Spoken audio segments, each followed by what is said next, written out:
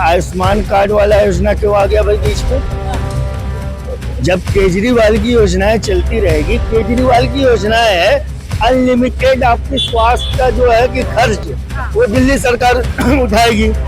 फिर आप पहली मीटिंग में ये आयुष्मान भारत वाला योजना लेकर के क्यों आगे 10 लाख? ये झूठ बोल रहे हैं क्योंकि भाई हमें देना सर्टिफिकेट दोनों की मैं गरीब हूँ।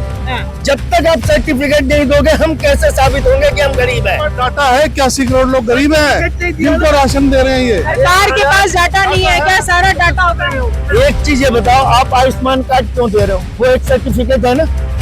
जब तक उस कार्ड को लेकर के आप अस्पताल में नहीं जाओगे आपका इलाज नहीं होगा। वैसे ही मिल रहा है तो उसी दिन एक जहाज आया। जिस दिन प्रधानमंत्री जी अमेरिका में गले मिल रहे थे उसी दिन एक जहाज यहाँ अमृतसर में उतरा है उनके साथ साथ। बोलो, ये मोदी जी का सम्मान कर रहा था वो ट्रम्प। नमस्कार दर्शकों, बहुत बहुत स्वागत है आपका न्यूज़ पे। आपके साथ मैं हूँ सवेरा छाबड़ा। दिल्ली की सरकार बन गई। कल रेखा गुप्ता ने ऑफिशियल तौर पे शपथ ले ली रामलीला मैदान में। और अब सवाल ये उठता है कि ये सरकार बनी है किस तरीके से चलेगी। और साथ ही साथ आपको बता दें कि जब से रेखा गुप्ता का नाम मुख्यमंत्री पद के लिए घोषित हुआ था तब से ही उनके कुछ पुराने ट्वीट्स जो हैं वो वायरल हो रहे हैं। गाली गलौज वाला इस तरीके की ट्वीट्स जो हैं वो वायरल हो रहे हैं। कैसे देखते हैं? मुख्यमंत्री बन जाती है, उन्हें कैसे देखते हैं? नहीं, पहले तो नई सरकार बनी है दिल्ली में, बहुत बहुत मुबारक है। तो मेरे ख्याल में 25-26 साल बाद ये परिवर्तन हुआ है, 27 साल बाद। तो अच्छी बात है। तो देखो जी, जो जनता की भलाई के काम करेगा वही सरकार अच्छी है। तो इसलिए जो योजना इन्होंने बोली है, जो केजरीवाल का भी चलता रहेगा तो वो अच्छी बात है। तो बाकी तो इन्होंने क्या करा है, केजरीवाल की सारी योजनाएं चलती रहेंगी तो उससे भी बहुत फर्क पड़ा है। ये आयुष्मान कार्ड वाला योजना क्यों आ गया भाई बीच में? जब केजरीवाल की योजनाएं चलती रहेगी, केजरीवाल की योजना है अनलिमिटेड आपकी स्वास्थ्य का जो है कि खर्च वो दिल्ली सरकार उठाएगी। फिर आप पहली मीटिंग में ये आयुष्मान भारत वाला योजना लेकर के क्यों आ गए 10 लाख का, जबकि केजरीवाल 50 लाख 1 करोड़ तक का इलाज मुफ्त दे रहा है। या तो उसको अब तो वो गए वो गए तो केजरीवाल की योजना बंद करो, आयुष्मान वाला चालू करो। आयुष्मान लाने की जरूरत क्या थी? पहली मीटिंग में तो आपका वादा था कि 2,500 रुपए महिलाओं को देने का। प्रधानमंत्री जी ने भी कहा, गृह मंत्री जी ने भी कहा और जेपी नड्डा जी ने भी कहा कि दिल्ली की पहली कैबिनेट में इसमें मीटिंग में ये 2,500 रुपए की घोषणा की जाएगी। तो पहले से प्रपोजल 1,000 रुपए पास है, बना हुआ है। अब उसको सिर्फ 1,000 की जगह 2,500 करना था। अब ये आयुष्मान योजना लेकर के आ गए। अब आयुष्मान योजना जो है, कार्ड जो है उनको मिलेगा जिनके पास राशन कार्ड होगा। दिल्ली में पिछले 10 सालों से राशन कार्ड नहीं बना है। अब बहुत से लोग ऐसे हैं जिनके पास राशन कार्ड नहीं है। बगैर राशन कार्ड के आयुष्मान कार्ड आपका बन नहीं सकता। उसके बाद अगर आपके पास मोबाइल है, सेलफोन है, तब भी आपका जो है आयुष्मान कार्ड नहीं बनेगा। तो आज तो गरीब जो भिखारी है ना, भीख मांग रहा है, उसके पास भी सेल फोन है, उसके पास भी 2 पहिया वाहन है, उसके पास भी है। तो आयुष्मान योजना का मतलब क्या रह गया दिल्ली में, जो कि अब पहली कैबिनेट में उसको पास करके वाहवाही बटोर रहे। जहां आपको अगर टीबी हो जाए, कैंसर हो जाए, हार्ट खराब हो जाए, गुर्दा लीवर खराब हो जाए, क्या 5-10 लाख रुपए में इलाज हो जाएगा? 50 लाख रुपए लगते हैं उसमें। 50 लाख आदमी बिक जाता है, घर मकान बेचना पड़ता है। लेकिन केजरीवाल जी ने वो अनलिमिटेड इलाज कहा था कि चाहे जितने का इलाज हो हम करवाएंगे, जिम्मेदारी। की भी बात हो रही है कि कुछ महिलाओं को मिलेगा। भाई कुछ महिलाओं को मिलेगा तो देखिए, पहली बात तो किसी ने आपसे मांगा नहीं था। किसी भी दल से, किसी भी राजनीतिक दल से दिल्ली का कोई वोटर 1 रुपया नहीं मांगा था कि हमें 1 रुपया दो, हम वोट देंगे। आपने अपनी मर्जी से कहा 500 में सिलेंडर देंगे, आपने अपनी मर्जी से कहा 2,500 रुपए देंगे, आपने अपनी मर्जी से कहा ऑटो वालों को फलाने ढगाने को ये वो देंगे, ये सब आपने अपनी मर्जी से कहा। जब आपने अपनी मर्जी से कहा तो उस चीज को आप करो। सबके लिए कहा, सबके लिए करो। और कुछ के लिए अगर करते हो तो उनके लिए करो जो वाकई में बीपीएल है, वाकई में गरीबी रेखा से नीचे हैं। पहले उनका बीपीएल कार्ड बनाओ, उनको चिन्हित करो कि वाकई इनको जरूरत है, ये जरूरतमंद है। तो जनता तो गलत क्या है? क्या ये फ्री की राजनीति होना सही है? फ्री मतलब ये क्या चल रहा है? आम आदमी पार्टी फ्री की रेवड़ी दे रही थी, फ्री की रेवड़ी बोलते हैं ना, तो क्या है ये फ्री की रेवड़ी? देश को विकसित भारत बना रही है। फ्री की रेवड़ी इसलिए दे रहे हैं कि सरकार के पास डाटा नहीं है कि कितने लोग हमारे नागरिक देश के कितने गरीब हैं, कितने मजबूर हैं, कितने जो है कि साधनहीन हैं। सरकार के पास डाटा नहीं है। सरकार के पास उस दिन डाटा आएगा जिस दिन सरकार बीपीएल कार्ड बनाने का ऐलान करेगी। देश के प्रत्येक राज्य के क्षेत्र में, कोने में, वार्ड में, विधानसभा में, लोकसभा में, जब तक वो बीपीएल कार्ड का आयोजन नहीं चालू करेगी कि कितने लोग जो है कमजोर हैं, बेघर हैं। 81 करोड़ लोग, कुछ भी नहीं, 81 करोड़ गरीबों को दे रही है ना, तो डाटा क्यों नहीं है वो इनके पास? डाटा नहीं है। वो तो मजे ले रहे हैं कि हम दे रहे हैं, डाटा नहीं है। वो तो कह रहे हैं कि हमने 25 करोड़ लोगों को गरीबी रेखा से बाहर निकाल दिया। ये झूठ बोल रहे हैं क्या? 81 करोड़, ये झूठी, हाँ ये झूठ बोल रहे हैं। क्योंकि भाई हमें देना सर्टिफिकेट दोनों की मैं गरीब हूँ। जब तक आप सर्टिफिकेट नहीं दोगे हम कैसे साबित होंगे कि हम गरीब हैं? डाटा है 81 करोड़ लोग गरीब हैं जिनको राशन दे रहे हैं। ये सरकार के पास डाटा नहीं है क्या? सारा डाटा होगा। एक चीज ये बताओ, आप आयुष्मान कार्ड क्यों दे रहे हो? वो एक सर्टिफिकेट है ना। जब तक उस कार्ड को लेकर के आप अस्पताल में नहीं जाओगे आपका इलाज नहीं होगा। वैसे ही आप सर्टिफिकेट दो ना कि मैं गरीब हूँ, देश में इतने नागरिक है वो गरीब है, वो निर्धन है, वो बेघर है। सरकार के पास किसको दे रहे हैं? 81 करोड़ जो दे रहे हैं राशन, किसको दे रहे हैं? वो गरीब नहीं है, वो सिर्फ छलावा कर रहे हैं। 81 करोड़ घोटाला कर रहे हैं, वो सिर्फ घोटाला कर रहे हैं। राशन नहीं मिल रहा, राशन नहीं मिल रहा, तो कैसे बात कर रहे हैं? राशन मिल रहा है। अगर राशन मिलता होता तो आप सर्टिफिकेट दो ना, ये गरीब आदमी इसको मिलेगा कि राशन 81 करोड़ लोगों को दे दिया, उसमें वो भी धनिक लोग हैं जिनको राशन की जरूरत नहीं है। 50 किलो राशन कंधे पे ले जाते हैं, बेच के आ जाते हैं, वो भी लोग। ये सही कह रहे हैं कि डाटा तो बिल्कुल गलत है, नए सिरे से बनना चाहिए। नए सिरे से एक तरह से जो परिसीमन बोलते हैं, एक क्राइटेरिया बनना ही चाहिए कि किसको मिलना चाहिए, किसको नहीं मिलना चाहिए। ये तो बात सही कह रहे हैं। तो जनता पागल बना रही है सरकार को। नहीं, जनता हाँ पागल बना रही है जनता को, जनता भी बना रही है, सरकार जनता को भी बना रही है। फिर पागल। सरकार दिल्ली में हम रहते हैं, दिल्ली का तो कैमरे पे आकर बोलो। सरकार जनता को बेवकूफ बना रही है और जनता जो है कि बेवकूफ ये तो आयुष्मान कार्ड बना हुआ है, ये कहाँ काम आएगा? बताओ बताओ कहाँ 25 में भी बन गया, ये हो गया। हम तो सरकार से एक ही मांग करते हैं। वो यही तो कहते थे केजरीवाल सरकार लागू नहीं होने देती, केजरीवाल सरकार लागू नहीं होने, अब वो सरकार बनाया तो आयुष्मान कार्ड भी लॉन्च कर दिया। कोई फायदा नहीं इसका, कोई फायदा है ही नहीं। अब बताओ, सरकार ने जो अपना डाटा दिया है कि इतने लोगों को हमने इलाज दिया आयुष्मान कार्ड के बराबर में, अगर उन सबका जो गणना करो ना तो एक आदमी के पीछे 2-2.5 हजार रुपए का खर्चा है और वो बता रहे 10 लाख का हम दे रहे हैं। चाचा, आयुष्मान कार्ड दुनिया भर में डंका बज रहा है आयुष्मान कार्ड का, और दिल्ली में लागू नहीं हो पा रहा था, और अब होगा। भारत में सिवाय डंका के और कुछ बजा है? डंका के कुछ सब बजा है? जो अमेरिका से बेड़ियों में आए हैं वो भी तो डंका बजा है।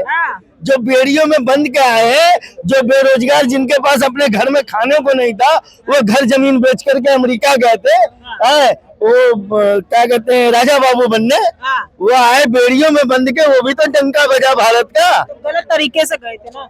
गलत तरीके से क्यों गए? मजबूर होना पड़ा जाने के लिए, क्योंकि देश में अगर डंका बज रहा होता तो उनकी लंका न लगी होती कि वो जाते वहां से भेजे जाते। अच्छा, देश में डंका बजे, देश में काम की, व्यापार की, रोजगार की कमी अगर वो नहीं होती तो वो जाते क्यों वहां डंका बजवाने? आज पूरे विश्व में भारत का डंका बज रहा है कि कैसे हमने भेजा है तुम्हें, सुनाते हुए वो जंजीरियों की खनक है, और वो डांस कराते हुए तुम्हें कैसे भेजा हमने, ये डंका बज रहा है ना। कितनी बड़ी शर्मिंदगी की बात है। अमेरिका वाले इनको पता है क्या बोल रहे हैं? एलियंस। एलियंस मतलब इस ग्रह के प्राणी नहीं है, पता नहीं कहाँ से आए हैं। तो भारत वालों के लिए ऐसे बोल रहे हैं नागरिकों के कि ये एलियंस है। एलियंस क्या होता है? पता नहीं कौन से ग्रह के प्राणी। कहीं ना कहीं मोदी ट्रम्प की दोस्ती पर सवाल खड़ा होता है। अच्छा, उसी दिन तो सवाल ही सवाल है। जिस दिन गले मिल रहे थे उसी दिन एक जहाज आया। जिस दिन प्रधानमंत्री जी अमेरिका में गले मिल रहे थे उसी दिन एक जहाज यहाँ अमृतसर में उतरा है उनके साथ साथ। बोलो, ये मोदी जी का सम्मान कर रहा था वो ट्रम्प। मैं हमेशा उसको गालियां देता हूँ इन अमरीकियों को। और बोल रहा हूँ ये सारे जहाज पंजाब में ही क्यों उतर रहे हैं, जबकि उसमें गुजराती भी सबसे ज्यादा है जिनको भेजे, जो बाहर से भेज रहे हैं गुजराती उसमें सबसे ज्यादा है। तो ये पंजाब में क्यों जहाज उतार रहे हैं? तो क्या पंजाब सरकार को बदनाम करने के लिए? भैया ये अमेरिका वाले कभी भारत के सगे नहीं हो सकते। हम भारतीय भारत के सगे नहीं हो सकते। भारत के अब जो है अब मोदी ट्रम्प की मुलाकात हुई, आपने देखी, तमाम खबरें पढ़ी? जी हाँ बिल्कुल पढ़ी। क्या पढ़ा? भारत को जो कर्जा दे रहे थे वो भी रोक दिया। हाँ, भारत से जो व्यापारिक रिश्ते थे उसमें जो है कि भारत पर दबाव डाल रहे हैं कि भाई हमारा जहाज खरीदो, हमारा ये लो, हमारा वो लो। 26/11 का जो गुनहगार था, मास्टरमाइंड था, उसको भारत को सौंपने की बात कर दी। बांग्लादेश की बात करी भारत को से कि मोदी जी को संभालने की बात है। मोदी जी देखिए अपना, मोदी जी बांग्लादेश भारत का अंग है भाई, तो मोदी जी देखेंगे ना। वो तो भारत से ही निकल करके बांग्लादेश बना है ना, तो उसको कोई ट्रम्प आकर के देखेगा। और जो बम्बई हमले का मास्टरमाइंड था, बॉम्बे हमले का, वो उसको अब दे रहा है, उसको लाया जाएगा हिंदुस्तान में, उसको सजा दी जाएगी। ये तो कूटनीतिक मामला है। ये भारत के लिए जीत की बात नहीं है। किस चीज की? भारत के लिए जीत की बात नहीं है कि भारत को सौंप दिया जाता है। क्यों? ये तो जितने भी भारत से अपने रिश्ते हैं विदेशों से, जिन जिन देशों में, वहाँ जो भी भारत का अपराधी है उसको तो लाया ही जाएगा, हर हाल में लाया जाएगा। इसमें जीत हार की क्या बात है? लंबे समय से नहीं ला पा रहे थे ना। कौन लंबे समय से कहाँ ला पा रहे थे अमेरिका से? नहीं, राणा जो भी, ऐसी बात नहीं है। बहुत से ऐसे अपराधी हैं जो देश के विश्व के कई देशों में हैं, धीरे धीरे उनको भी लाया जाएगा। ये इसकी बात नहीं है। अभी जो हम बात करेंगे दिल्ली और दिल्ली के राजनीतिक परिचर्चा पे कि हमारी मुख्यमंत्री को क्या करना है, क्या नहीं करना है, कैसे दिल्ली को चलाना है। अगर इन्होंने दिल्ली की लोगों की इच्छाओं को सम्मान नहीं दिया तो कितने दिन तक? 5 साल चलाएंगे सरकार। 5 साल के बाद फिर वही आ जाएगा। आप लंबा बैठने के लिए आए हैं? वो देखिए कोई लंबा नहीं बैठता, कोई लंबा नहीं बैठता। वो तब तक ही बैठता है जब तक वो जनता को मूर्ख बनाता रहे और जनता मूर्ख बन। मानते हो केजरीवाल ने जनता को मूर्ख बनाया? कहाँ मूर्ख बनाया, तभी तो वो चले गए। अब देखो केजरीवाल की मैं बात करूंगा, केजरीवाल ने मूर्ख नहीं बनाया जनता को। केजरीवाल एक ऐसा नेता था दिल्ली का जिसके अंदर में वो शक्ति, वो पावर, वो ताकत थी नहीं कि वो उतने उस काम को कर सके। लेकिन अब जो इस नेता को हमने दिल्ली सौंपा है उसके पास अब दोगुनी ताकत है, केंद्र की भी और राज्य की भी। अब उनके बीच में राज्यपाल भी नहीं आएंगे, सीधे वहाँ प्रधानमंत्री जी से आदेश मिलेगा, अपना काम करेंगे। दिल्ली शपथ नहीं ली, यमुना की सफाई शुरू हो गई। यमुना की सफाई ये हम अपने जीते जी कभी कर नहीं पाएंगे। अच्छा। क्योंकि जिस तरीके से यमुना की सफाई का प्रोग्राम बनाया ना करने का, ये कभी कर ही नहीं पाएंगे। इनके पास न तो उस तरीके के वैज्ञानिक है, न इंजीनियर है, न उस तरीके का काम करने तमाम मशीनें आ रही हैं और वहाँ पे सफाई शुरू हो गई है और शपथ हुई नहीं थी और पहले सफाई शुरू हो गई है। एलजी ने पास कर दिया। इतने बढ़िया इंजीनियर होते हैं और सफाई करने वाले हमारे देश के वैज्ञानिक होते हैं ना, तो जितना रुपया अब तक यमुना में खर्च हुआ है सफाई के नाम पे, उतने रुपए में तो हरियाणा से लेकर के और कुंभ तक, जहाँ संगम है, जहाँ जमुना जी जाके खत्म होती है, वहां तक की जमुना साफ हो गई होती। यहाँ के इंजीनियरों को तो सड़क बनाने नहीं आता, डंका बजवा रहे हैं। सड़क बनाने आता है इंजीनियरों को यहाँ के। ऐसी बातें कर रहे हो आप, अपने क्यों नहीं बनानी आती? क्योंकि खराब सड़कें आपके यहाँ पर। आप देखते हो एक बारिश होती है, इस वक्त दिल्ली के कनॉट प्लेस में खड़े हो। कनॉट प्लेस की बात कर रहा हूँ, एक बारिश होगी ना तो यहीं पे घुटने भर, यहाँ तक पानी जम जाएगा। ये सड़क बनाने आती है, सीवर बनाने आता है इनको, नाला बनाना आता है? दिल्ली के किसी फ्लाईओवर पे चढ़ो और उतरो, बरसात के दिनों पे वहाँ देखोगे गाड़ियां डूब रही हैं, गाड़ियां बंद हो रही है, घुटने घुटने पर पानी है। आप कहते हैं इंजीनियरों को सड़क बनानी आती है, तो गंगा साफ कर लेंगे 2 मशीन डाल करके, जमुना जी साफ कर देंगे। अरे साफ करने के लिए लगन मेहनत होती है, एक योजना बनाई।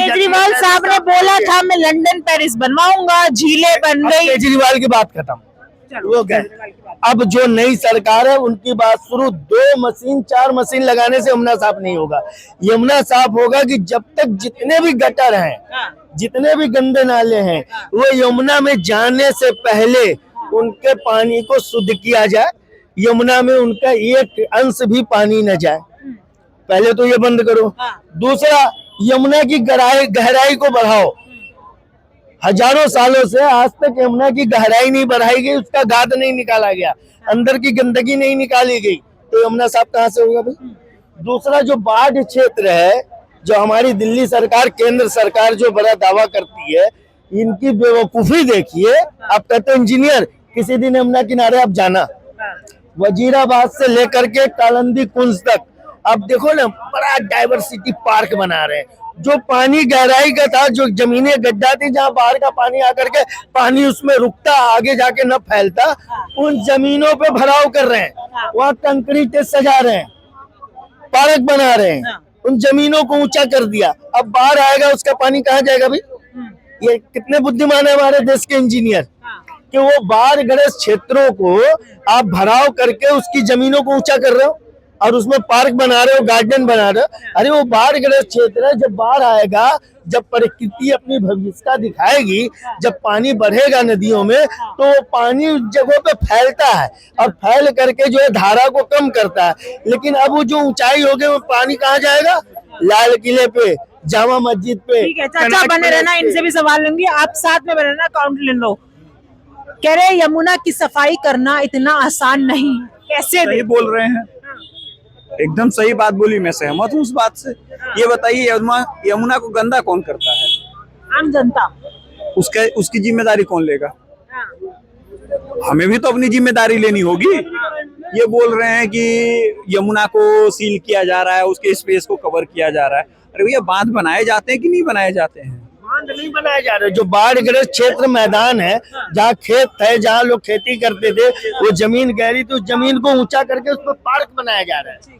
देखिए, ऐसा होता है कि एक सिस्टमेटिक डेवलप किया जाता है सिटी के किनारे, ताकि यमुना क्या है, किसी भी नदी के पानी को कुछ एरिया में स्टोर किया जा सके और उसको कंसोलिडेट किया, मतलब इकट्ठा किया जा सके। ठीक है, तो वो इस तरीके से वो होता है। इन्होंने कहा हमारे देश के इंजीनियरों को कुछ बनाने नहीं आता।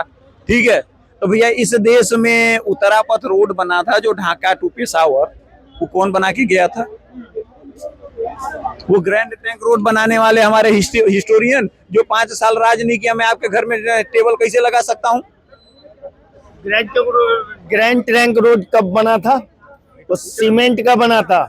आज के करीब 100-150 साल पहले वो ग्रैंड ट्रंक रोड जो है सीमेंट का बना था। आज भी आप ग्रैंड ट्रंक रोड के 4-5 फीट की गहराई खोदेंगे ना, तो नीचे सीमेंट की कम से कम 2-2.5 फीट मोटी परत आज भी मिलेगी।